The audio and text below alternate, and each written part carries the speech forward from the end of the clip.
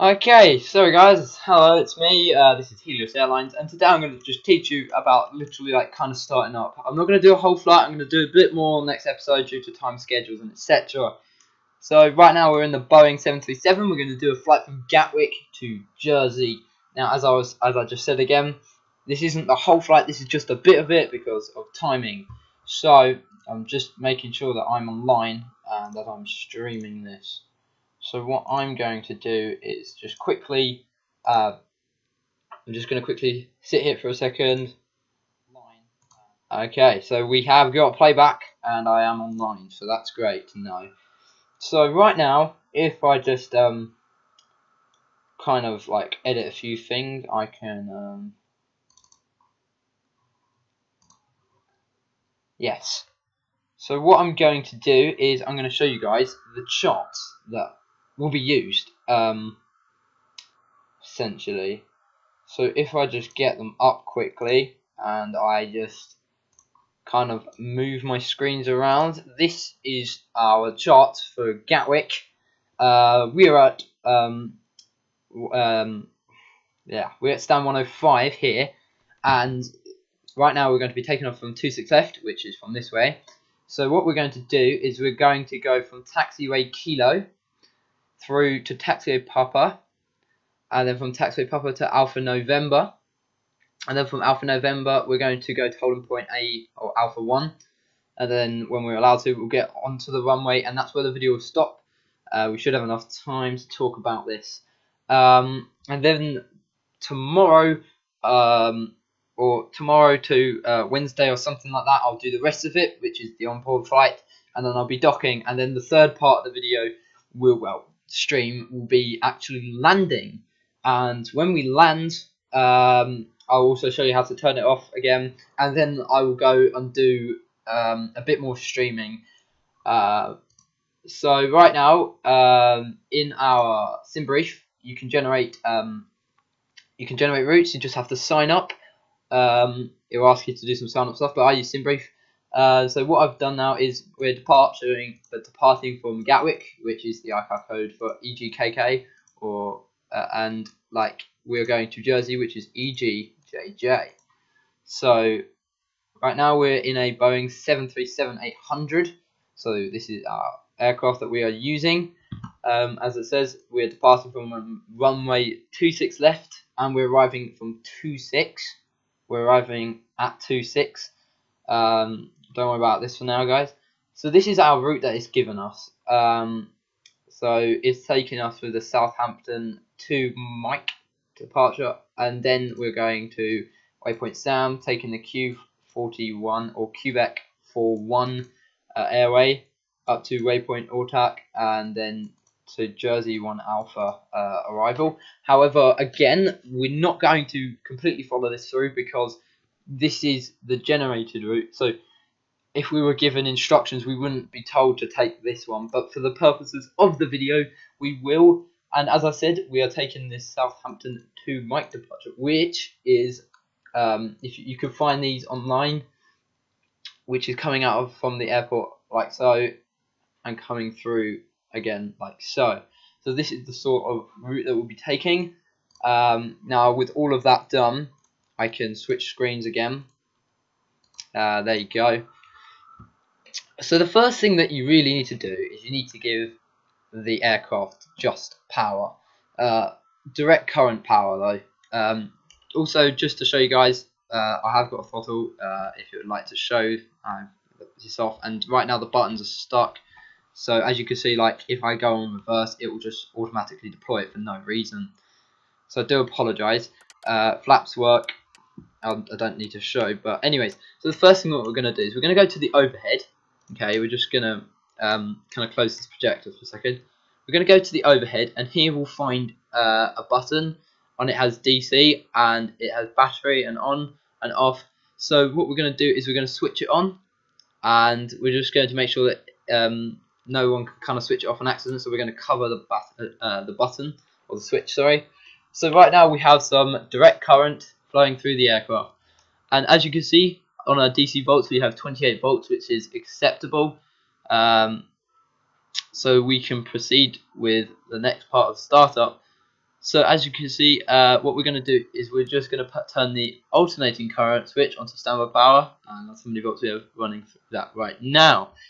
So what we're going to have to do, guys, is we need to get some ground power to do some more to actually do some more setup. We could use the APU, but we're going to use ground power just because ground power is available for us. So how to access ground power is what you do is you go on your FMC, and before we do that, actually, we need to do a few checks. As for instance, our cabin utility and our passenger seat switches are on.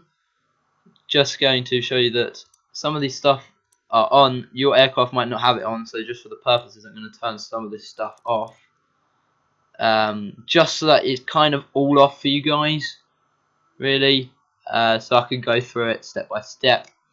So just going to make sure that stuff is off. So we have no fuel running now, so that's good.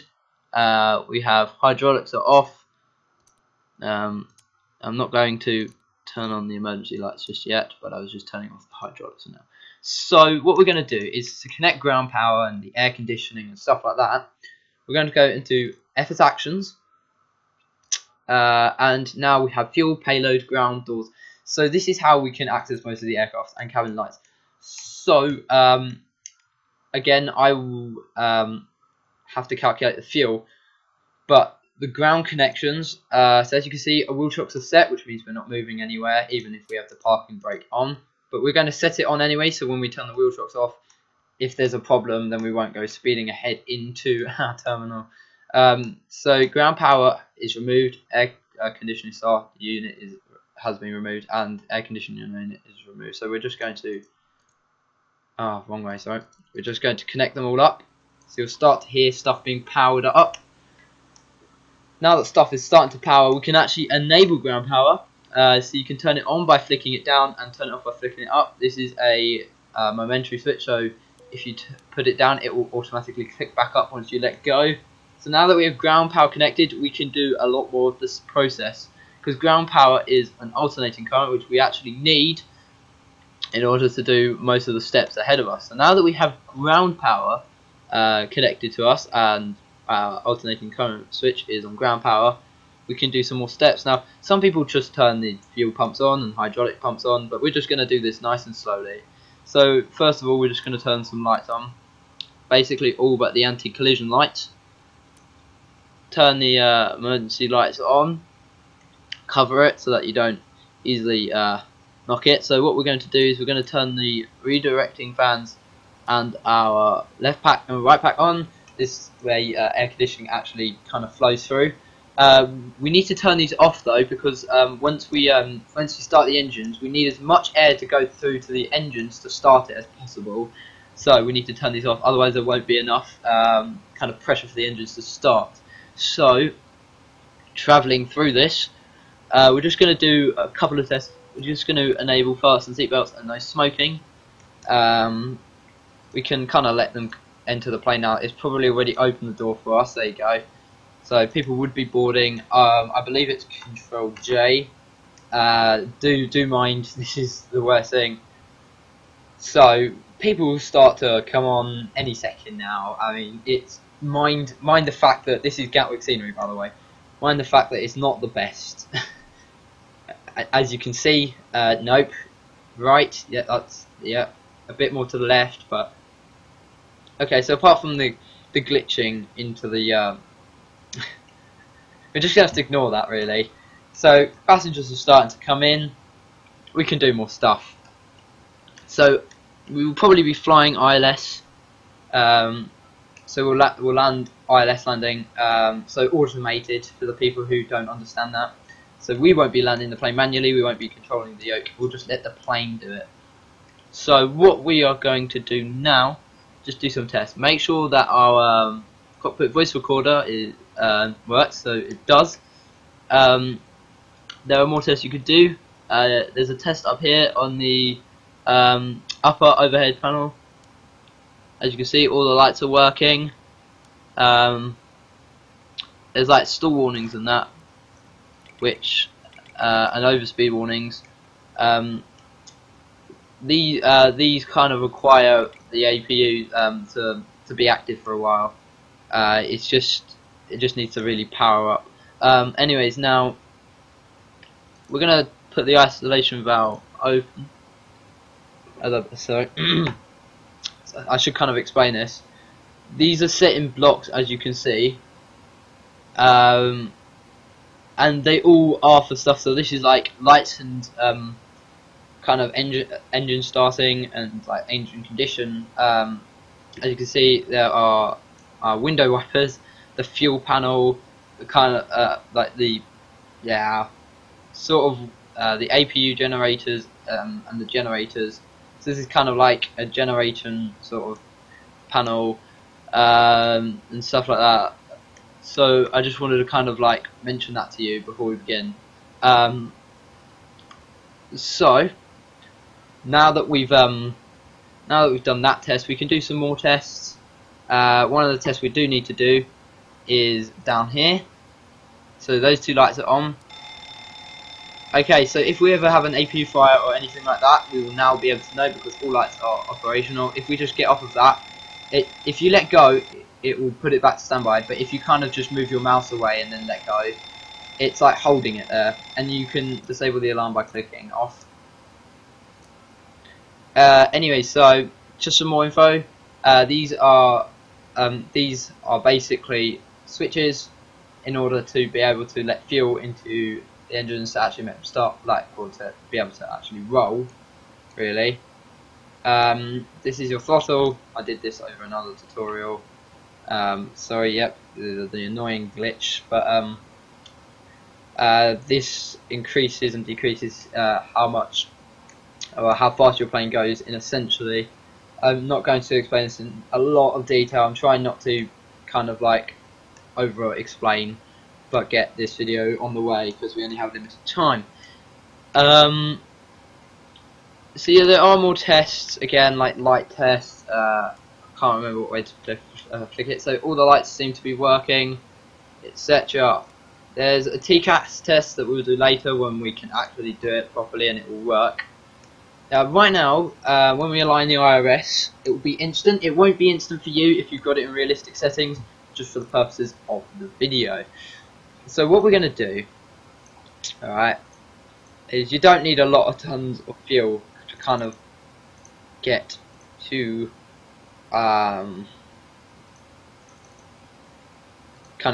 Jersey.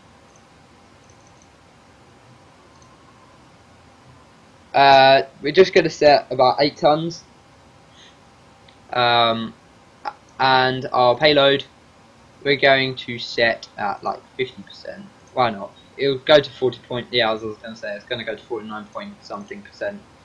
But anyways, because you can't get exactly 50 because the people and the people in the cargo wouldn't make exactly 50.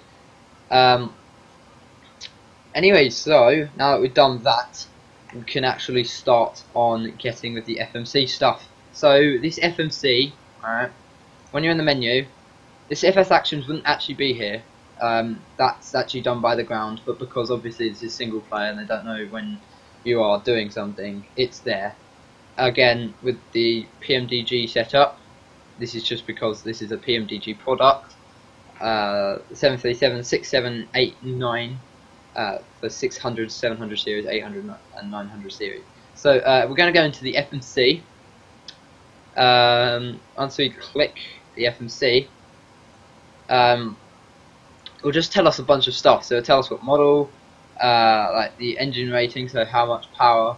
It tells us the date and stuff like that. Now this is also the operating program, so the system program. So ignore all of this for now. This is just kind of data. What we're going to do is we're going to initialize our position so that this knows how high we are and stuff like that. It will basically build the artificial horizon. It will place you where you need to be on your route. So if we click position initialization or pos init, it will ask you for a reference airport. So we're flying from Gatwick, which is Echo Golf Kilo Kilo. If we just enter that in here, as you can see, we've also got a position next to us. But we're not going to use that position because it's not precise enough, and because we're at a gate, we can just enter the gate and it will give us the more precise position, as you can see. So we're going to select that, and it appears that there is nowhere to. That's odd. There should be somewhere. Alright, so apparently, I'm an idiot. We've got to put this on the line. Once we align these, then it might give us our file that we need. So now that we're aligned, let's try that again. Maybe not. Okay, so there should have been a thing saying set IRS position. Oh, there you go. So I'm just going to set that. So what we did, sorry, just for you guys to know, I'm going to put that on heading that. What we're doing is we're just aligning the IRSs so that we, as you can see, it will start to say stuff like map and attitude. So it doesn't actually have a map and attitude because we're not on nav for navigation. We just align them. We set an IRS position. Now when we go on nav, this will align. As you can see, now we know where we are in terms of space. So I set, and if I could try and instrument panel, oh god, right, forward overhead, no, that's completely the wrong one, and to say upper overhead, so upper overhead,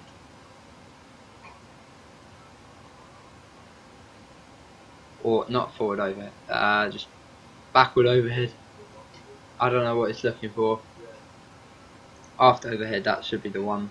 So as you can see, I also set this on HDG, SCS, just make sure you do that. So as you can see, we're on navigation.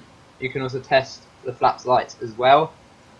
As you can see, the electricity switches. You don't actually need to work with any of this really, because this is a flight sim. But as you can see, both, oh maybe not both stall warnings work. Oh there you go, both stall warnings now work, because we've kind of been connected for a while. Now anyways, just another thing we want to make sure that is our pressure's on auto rather than manual. I fly for Helios Airlines, and there is a little story behind that that you guys can search up. Anyways, so now that we've done that, we've got the IRS synced up, so now we can actually just start like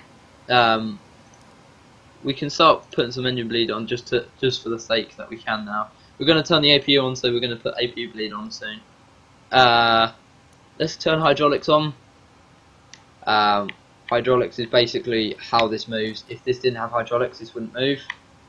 As I'm pretty sure, the yoke, the rudders, and stuff like that, and the elevators and that, they all, well, the ailerons and the rudders, they all work on hydraulics, throttles don't.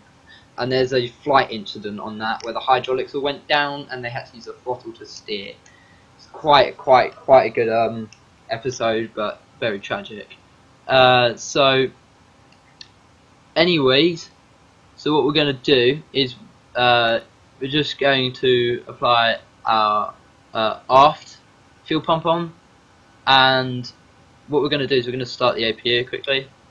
So once we start the APU, okay, you can see that the gauge will start to go up to about 8 and then drop down to about 4. This is just starting the APU. It'll just take a while to APU bleed on. So any second now. 3. There. Well, I was well off. So as you can see, it will start to bypass that, go all the way up here, and then drop again. This is kind of simulated, really. I mean, this whole bit is simulated. It can't really differ from this unless there's a problem. Anyways,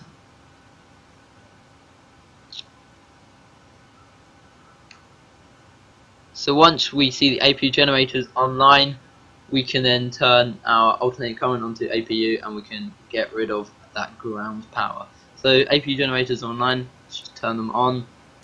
Switch to APU gen on alternating current. We can now remove ground power. I mean, I could use the other one, but I'm going to. There you go. So the plane can actually move on its own 2 feet, well, operate on its own 2 feet, or wheels in this case. Just going to turn the fuel pumps on. We don't have any in our centre fuel tank. You can see that we have 8 tons right now. So we want to get this stage quickly done as quickly as possible, so we can turn the APU generators off. Just put some pilot heat and probe heat on. I know it's probably not cold enough. Yeah, it needs to be under 10. I know it's not cold enough, but we're going to do it anyways. Your damper, please turn it on. So now that we've got a lot of this done, we can just making sure. Yeah, I can say that we can proceed. So right now we would probably start setting up stuff like we would ask for IFR clearance. So if we get it, they'll tell us a score code. So I'll just enter something random. Turn it on. Actually, beforehand, let's just do a TCAS test. So you hold this button down. I haven't clicked ever. There you go. Hold this button down, and as you can see, some funky stuff starts happening on the screens. And then it will say TCAS test pass. Pass. That means that we're ready to go. Turn that on to, as it will leave, TA/RA. There you go. So now that we've done that, we can start to proceed with the rest. So now we want to start the engines.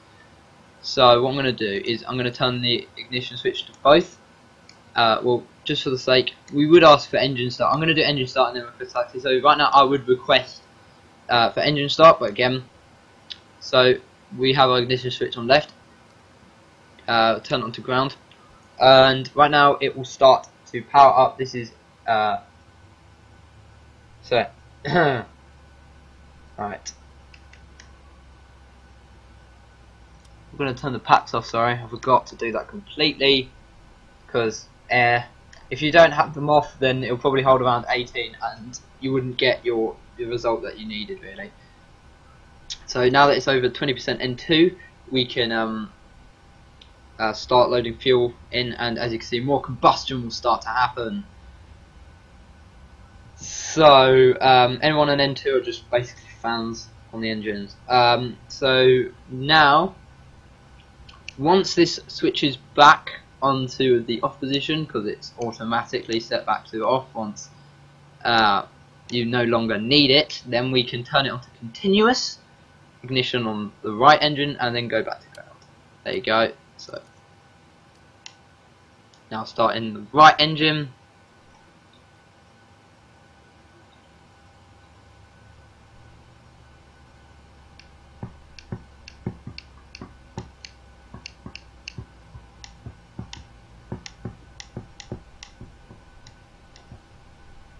Okay, so I don't actually know. Well, I do know the frequencies. It's I believe it's 119.9 and 119.95 for the ground and delivery. But again, you would only do this if you're doing VATSIM, which I'm not. To your guys' disappointment. Oh yes, sorry, fuel. Completely forgot. I'm too busy talking. Right.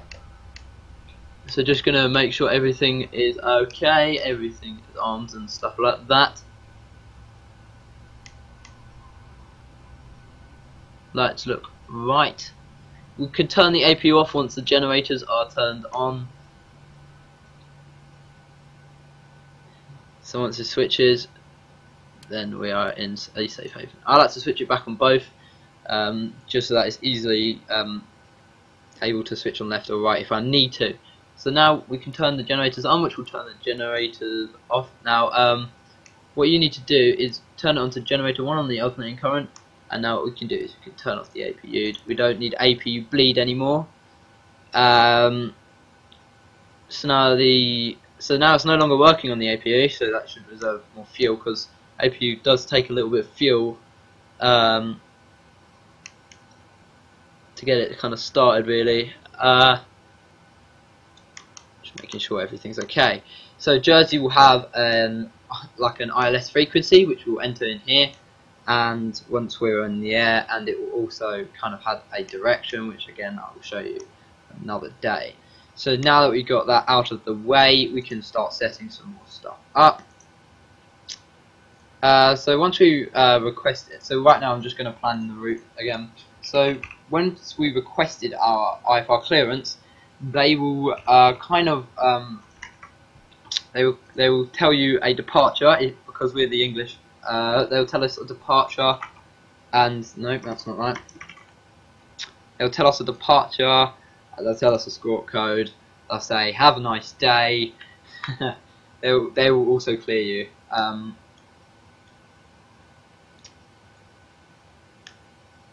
So anyway, sorry, I'm getting off topic. Right now, well, not really, but so now that we have that in our route, we can go to our next page because we're page 102. Now this is our route. Now, if they say that we take the Southampton to Mike departure, that's what we're going to do. So we're going to click on the departures and arrival page. Some of the stuff there, I just entered the runway, so it draws it onto our map basically. It maps it. I entered. Sorry, I'm just being rude now, not telling you. So I entered our origin. I entered Jersey's ICAO code, what the number, our flight number is. Anyway, so if we're allowed to go to Southampton to Mike departure, they might tell us not to go there. So anyways, runway 26 left is the one we're taking off of, and we need to find Southampton 2M.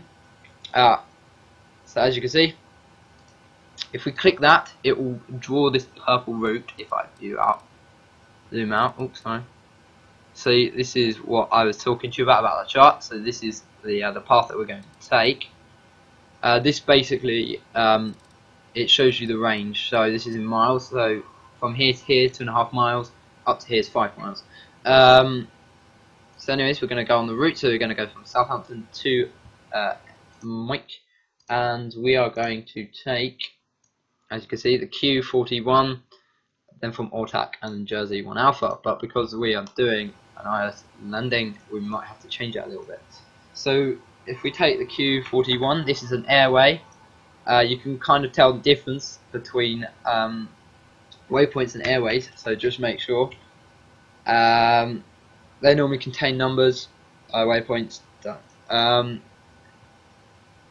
And now what we're going to do is if we just change this from map to plan, and we go on legs, we can kind of look through our waypoints right now. So as you can see, we bend and then we curve, and then this is where our route does not continue.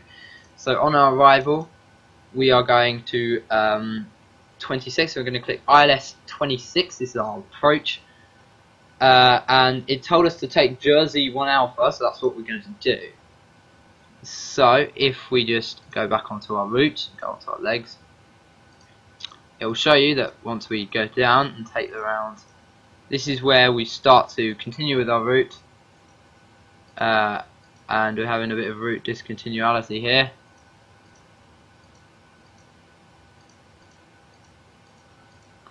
Kind of struggling to work out what's kind of going on here. Alright, so as you can see, we are entering a waypoint that we don't want to be. So right now we're on waypoint Jersey. We don't want to be on Jersey, we want to be on CF26. So what I'm going to do is I'm going to delete the waypoint Jersey and just put in CF26. So when we step down, we can have a nice curve rather than that horrible mess that just was happened before. Come to FF26, and this is the runway, and this is just in case we missed our approach completely, or if we had to go around, and that's it. And then we can start back again. Look at that, lovely route. So now that we've done that, we can actually just activate it. So if we go into route, I'll turn this back on map right now. We can click activate, then we have to execute it. Now this will make it pink, so now it's actually been activated. Now what we're going to do is we're going to go into perf init.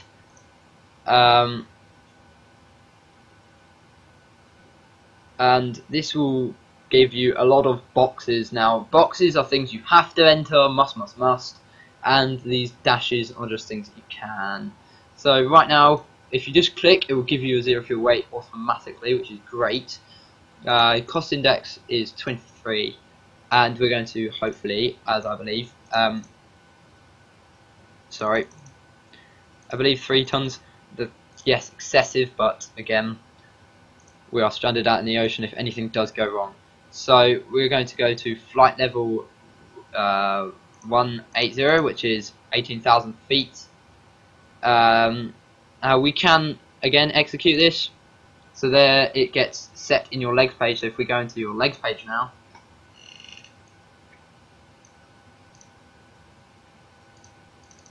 an idiot, FMC legs. As you can see, it tells us where we need to be in terms of altitude. So as you can see, we need to be at 710 feet. That was my keyboard, don't worry. We need to be 710 feet, travelling at 250 knots, then to 1,210 feet or above, 250 knots, then travel to 4,000 feet, and I guess in that you don't want to go above 4,000 feet in all of these. Then we can travel to 17,000. Maybe 18,000 is probably a little bit too high. We can run through it.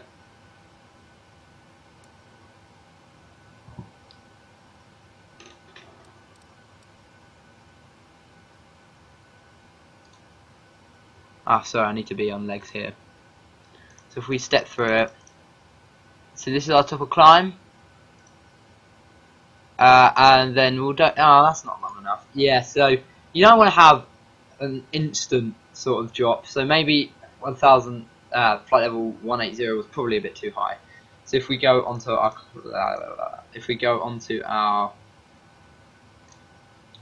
init ref, we can just change that to something like flight level maybe 150. That way we can actually stay in the air for a bit longer, because then they wouldn't be able to stand up. And just have to, there you go, that's a bit more acceptable. How long is that? That's 30. No, that is 43 miles of 43 miles of just kind of air, or 43.5 if you want to be specific. That's not bad. They can just stand up, get a drink, whatever. It's a short flight. They shouldn't really be, but anyway. So now we're going to go on to N1 limit. So we're going to select a 26k. We're going to select 26k, and we're just going to select a normal climb. We're going to go on to takeoff page, and this will tell us what we need to do. So we need to enter what our flaps are. So what I'm going to do is I'm going to enter our center of gravity right now. Including with our flaps, it will set our trims and our V speeds. Now I'll explain this. So if we go on flaps 5, it tells us that our trim needs to be 4.69 or 4.69. So if we look on here, 4.69. About right. Again, anyways, so what I'm going to do is I'm just going to enter these in. You just have to left click, right click, and then right click on right 1, right 2, and right 3 on the buttons. So our flaps will be here. If I just show you on here, this will be our flaps when we're taking off, but we're not going to set them right yet. We're setting our trim instantly. We're not on wet or any conditions like that, so I don't need to set any of that. So V1 is the speed in which you have to carry out your takeoff. So when you get to 123 knots, you have to continue because there's just not enough space. 124 is when I start to rotate. So I can cancel a takeoff any time between 0 knots and 123 knots. I have to rotate 124. If I can't rotate 124, then there's nothing much more that you can do than try and stop.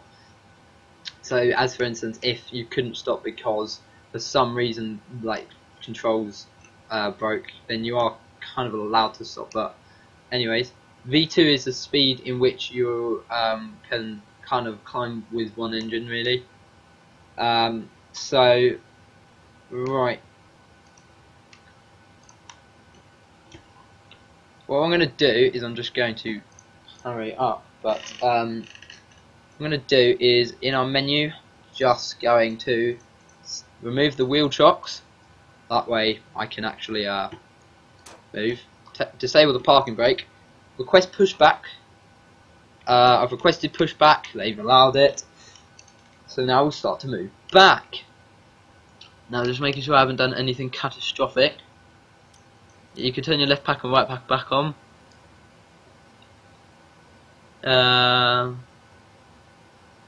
Things seems to be okay. So because I'm absolutely crap at taxiing, and this isn't the best program for taxiing anyways, but just because I'm not very good at it, I'm going to do the Shornana taxi. Anyway, so you can start to set stuff up in here. So we are going to 15,000 feet, quite a nice altitude. You don't need to turn any of that on. Flight directors on both sides. VNav and LNav. So LNav being like the sort of direction, and the VNav being kind of like the velocity, so the speed and upwards. So you might see the yellow line end there. Doesn't mean stop. Anyways, this is where I would be rotating to the left, but once again, so as you can see, the plane's taking off. So actually, I'm taking off on the wrong runway. It looks like. However, I'm going to carry out anyways. So right now, as you can see, I'm going to end my pushback. So the first thing I'm going to do is turn taxi on.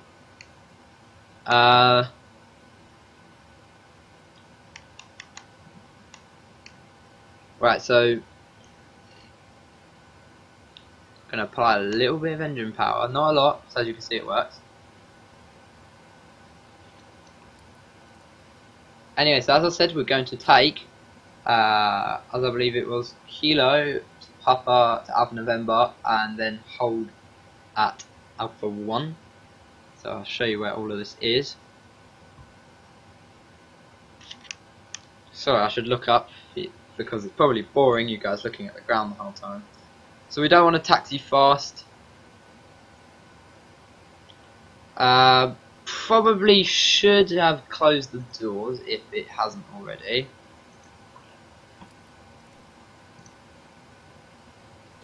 Right.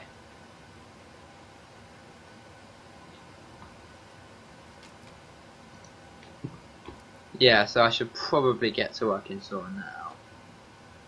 Sorry about that, guys. Just kind of missed over it. So make sure your doors are closed, unlike some people. And we are annoyingly reversing because of my throttle quadrant. I do apologise. Don't do this.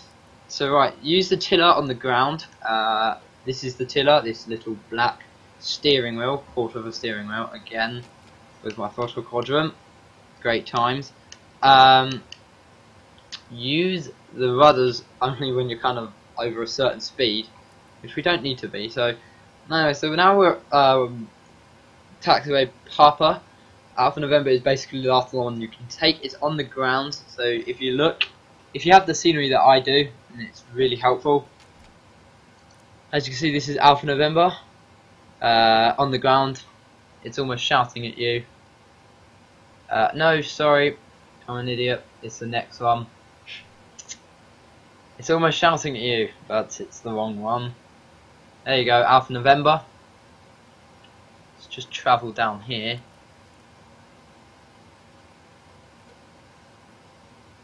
So I do apologise for my incredible skill at this. So as I said, if they ask you to hold short, which is what we're going to do. So this is Alpha 1. Because the next one is Mike 3, as I believe. So once it tells you to turn right, we turn right. Yeah, sorry, I know I'm lifting it, but I'm going a bit slow.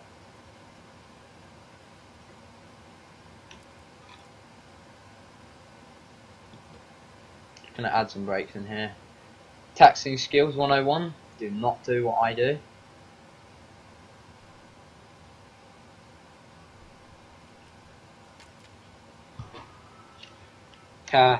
Anyway, so as I was saying, said hold short. So for your guys' information, this is holding point Alpha 1, so it says hold short, so what we're going to do is come up to here and hold short. Now what we can do is start turning on our other lights, set the brakes on rejected takeoff, auto brake. So once we need to if we need to reject the takeoff, we can slow down almost immediately. Right, sorry, just by the way, if anyone is on the stream, that would be great, but right now I'm just making sure that I'm online and that anyone is on the stream. Great. So I do apologise if there was anyone on the stream, which there aren't any, because I've kind of been talking and not listening.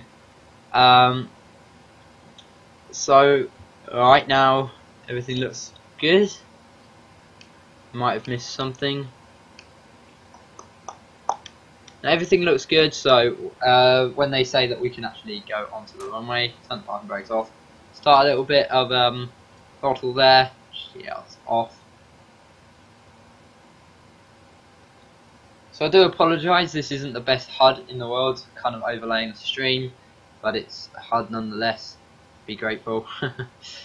So I'm actually just going to take you through taking off, so if you're aligned with the runway, just make sure everything is set as you would like it to be. So what I'm going to do is turn the auto throttle arm on. Everything is set. I'm not going to take you through anymore.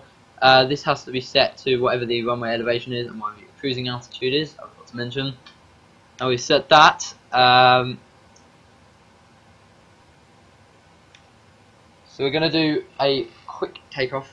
I'm not going to do any more than that. So release the parking brake after your engine's N1 engine. So this is the top bar here.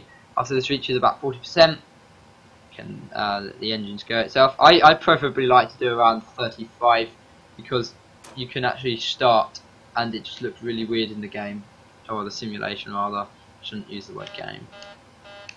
Just some warning, guys. Don't worry. Just telling you that you're going fast. As you can see, forgetting your flaps at the last second, that's always a great sign. As you can see, it's getting darker outside, so I'm on full throttle now. You're meant to hold the yoke down at 80 knots, but I've been too concentrated on the throttle. V1. So V1, rotate, so you just want to lift the nose of the aircraft up a little bit. And once you get a nice height of around 500 feet, or something like that, you want to say positive climb, gear up, and then you put the gear up. You can now go faster and etc. So what we're going to do is turn autopilot on, make sure you're not on the yoke or anything like that. Now that autopilot is on, it's going to take you at the rate in which you're meant to climb at. As you can see, we'll now push down a little bit because we're going to be going at 250 knots, so we have to kind of increase our angle. As you start increasing, you want to put the flaps up basically, you know, turn all this stuff off. And